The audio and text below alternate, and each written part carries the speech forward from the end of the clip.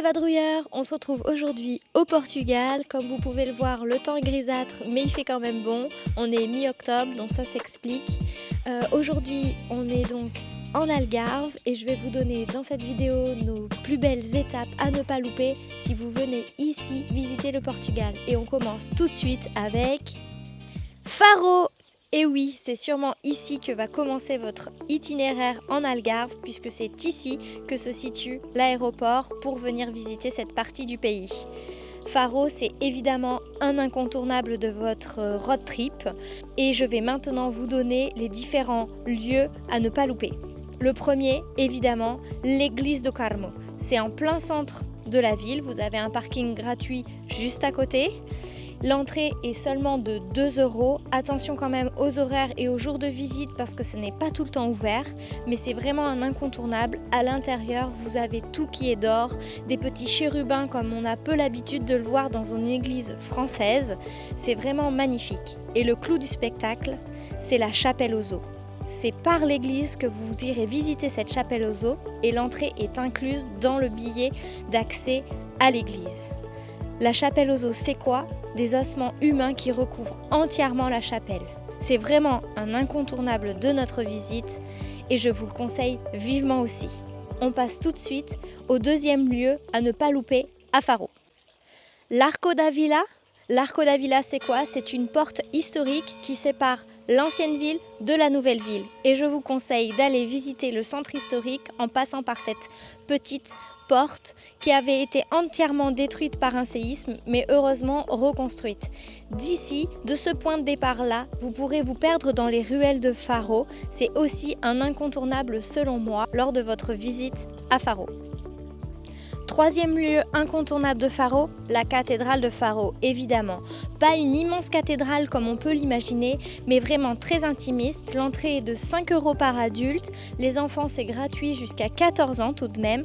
Et vraiment, le plus de cette visite, c'est d'aller monter sur les toits de la cathédrale. Vous avez une vue splendide depuis là-haut pour vos photos panoramiques. Vous apercevez même l'aéroport, les avions qui passent au-dessus et surtout une vue imprenable sur les salines près de Faro.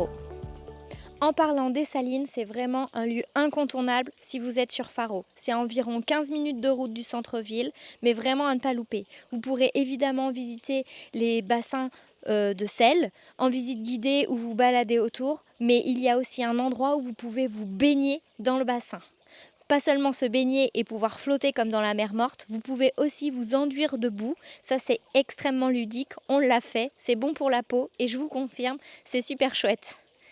C'est seulement à 15 minutes de Faro. C'est une activité vraiment super chouette à faire en famille. Je vous le conseille très vivement. Pour conclure, Faro est réellement un incontournable de votre visite. Consacrez-y une journée. Plus, c'est pas forcément utile, mais il y a vraiment des choses super chouettes à faire et des endroits à ne pas louper. Maintenant, je vous emmène avec nous pour notre deuxième étape, qui n'est autre que Lagos. Et oui, cette fois-ci, on part à l'ouest de l'Algarve, direction Lagos, une ville très touristique où il y a beaucoup de boutiques, de restaurants. Vous trouverez plein de choses sympas à faire dans le centre-ville. Les façades sont mignonnes aussi, mais c'est pas le réel point d'intérêt selon moi de la ville. Les choses à voir essentiellement, ce sont les plages et les falaises qui se trouvent à Ponta da Piedade. Du coup, c'est un petit chemin en bois qui longe la falaise avec différents points de vue sur l'océan qui s'étend à perte de vue avec des rochers comme on peut l'imaginer en fait quand on pense à l'Algarve. C'est vraiment la carte postale, c'est ici. Les deux plages qui sont aussi sympas, c'est Praia do Camillo et Praia do Nana, qui sont aussi à l'extérieur de Lagos. Il y a des parkings, donc vous faites pas de soucis pour rejoindre. Par contre, c'est pas des gros parkings, donc essayez un petit peu d'anticiper. Les plages de ce côté-ci de l'Algarve sont vraiment magnifiques. Alors par contre, attention au niveau accessibilité, du coup ça demande un petit effort. C'est des grands escaliers en bois qui vous mènent du haut de la falaise jusqu'au niveau de l'océan. Donc c'est pas praticable en poussette. Je vous conseille un porte-bébé pour les plus petits. Et puis prendre votre temps, c'est sécurisé, il n'y a pas de souci, c'est des marches, mais par contre ça se fait pas en poussette. L'offre à Lagos des restaurants est nombreuse, mais c'est une ville touristique, donc les prix sont quand même assez chers par rapport à ce qu'on peut trouver dans d'autres villes. Donc peut-être la meilleure solution serait de prendre un pique-nique si vous voulez profiter des plages à fond toute la journée. Si vous êtes à Lagos, donc si vous y consacrez une journée, je pense que ça se limitera à cette visite-là. Peut-être dormir dans les coins pour aller jusqu'à São Vicento. Et là, c'est vraiment un lieu à ne pas louper, d'aller jusqu'au phare, à la pointe la plus au sud-ouest de l'Europe. Un paysage magnifique avec des falaises abruptes, c'est très joli. Alors attention, le parking est très petit et il y a vite du monde, donc je vous conseille d'y aller tôt le matin pour profiter du spectacle. Et vraiment, c'est vraiment un incontournable pour moi. Le phare, vous pouvez le visiter. Alors nous, on n'a pas eu cette chance-là parce que c'était fermé. Mais même sans ça, c'est vraiment un incontournable. Quand vous revenez sur vos pas à São Vicento, il y a aussi le fort de Sagres.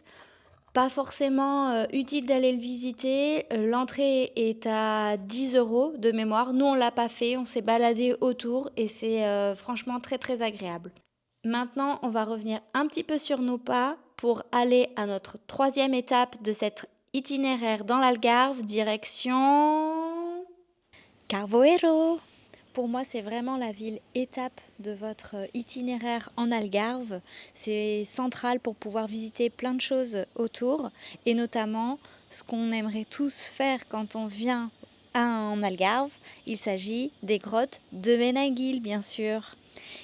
Du coup, quand vous êtes à Carvoeiro, c'est vraiment ici que vous allez pouvoir partir visiter les grottes de Benaguil. Vous pourrez les visiter que depuis la mer, donc soit en bateau, soit en kayak. Je vous ai mis avec qui nous on a fait l'excursion en description de cette vidéo et franchement ils sont top, le matériel est génial, le guide est super sympa, donc n'hésitez pas à voir directement avec eux, c'est super chouette et c'est vraiment un incontournable. On aimerait tous le faire quand on pense à l'Algarve et vraiment il faut le faire. Carvoeiro, pour revenir sur cette petite ville, c'est une station balnéaire touristique très agréable, familiale, où vous pourrez vous baigner en centre-ville, donc ça c'est super chouette. Il y a une offre de restauration qui est quand même très importante et il y a plein de petits restos, on va dire traditionnels portugais et à prix très abordable, donc ça c'est très appréciable aussi quand on est en famille.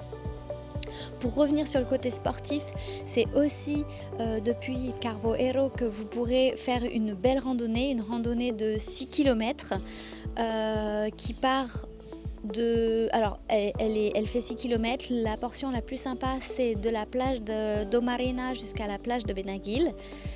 Et c'est assez sportif quand même, donc prévoyez de bonnes chaussures.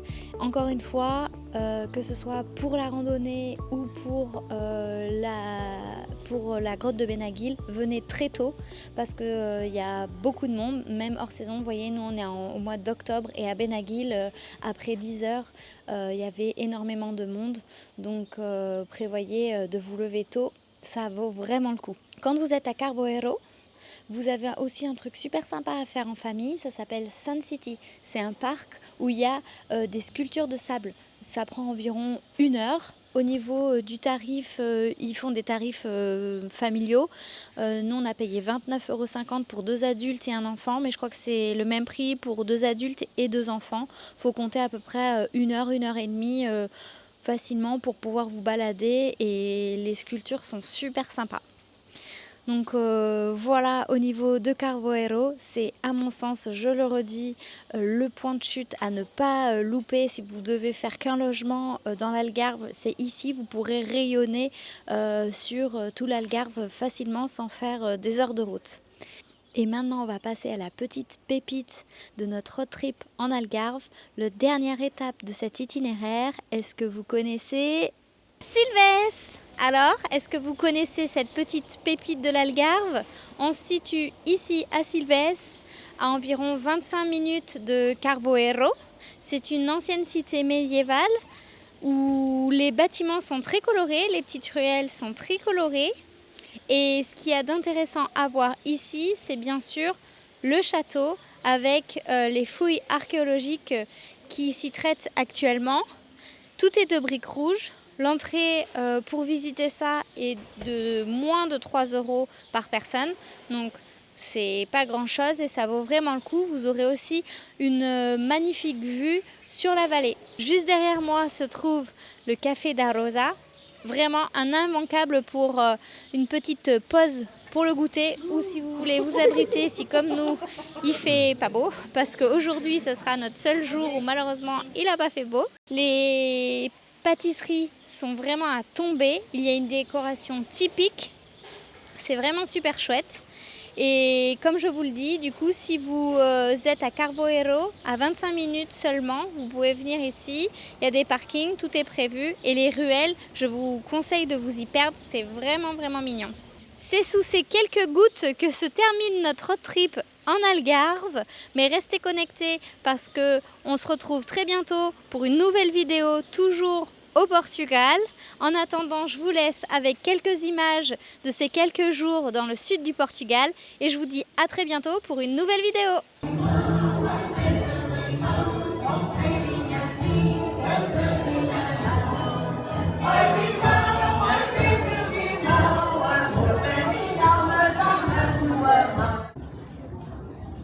Avec le code barre Petit Pavadrouille, on peut transporter tout et n'importe quoi.